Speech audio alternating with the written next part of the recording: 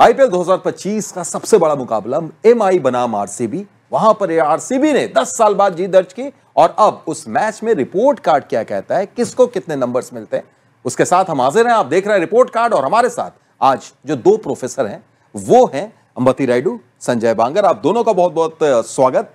और पहला अगर हम नाम लें किसी खिलाड़ी का तो चलिए आपसे ही शुरू करते हैं। विराट कोहली, जो पारी विराट कोहली ने खेली अंबती, जिस इंटेंट को उन्होंने का मुजाहरा उन्होंने पेश किया, 10 में कितना?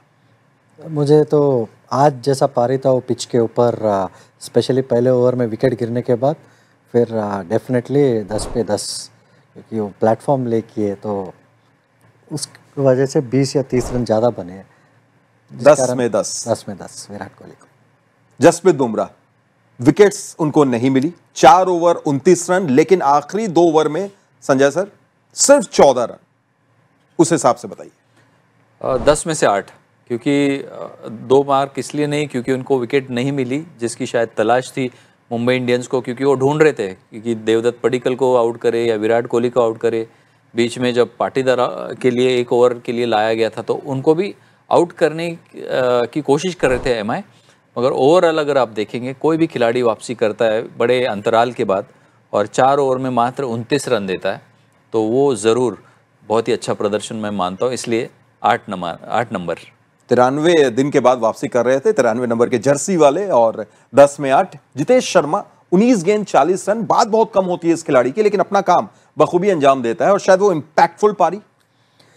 बिल्कुल, बहुत महत्वपूर्ण पारी थी क्योंकि वो 10-12 रन जिससे जीते, तो मुझे लगता है कि वो पार्टनरशिप में आए पाटीदार और जितेश शर्मा का, तो मुझे लगता है कि 10 में 10 ही देना पड़ेगा एक खिलाड़ी को।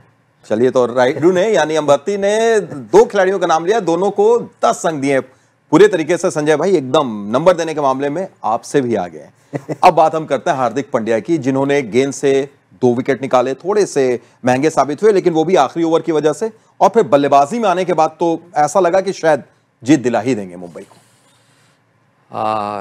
देखिए, मैं उनको 8.5 दूंगा, क्योंकि जिस तरह के वो खिलाड़ी है और जिस स्टेज पे वो मैच को लेके गए थे, मतलब 2 ओवर में कितने चाहिए थे? 28 या 28 रन। 2 ओवर में 28 रन चाहिए थे। और हार्दिक पांड्या अगर वहाँ पर हो, जो अगर हम देखें फिनिशर्स की सूची में MS धोनी के ताकतवर टक्कर के खिलाड़ी है वो, तो वो जोन में उनका मैच था।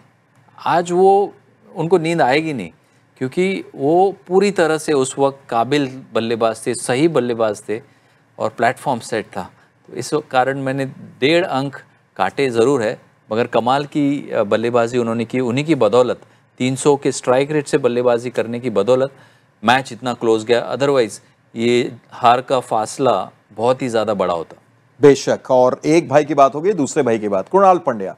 4 विकेट उन्होंने निकाली आखिरी ओवर में, 8.5 दिया है उन्होंने हार्दिक को। कृणाल को मैं क्योंकि प्रेशर के ओवर डाले और मुझे लगता है कि 9 अंक दूंगा।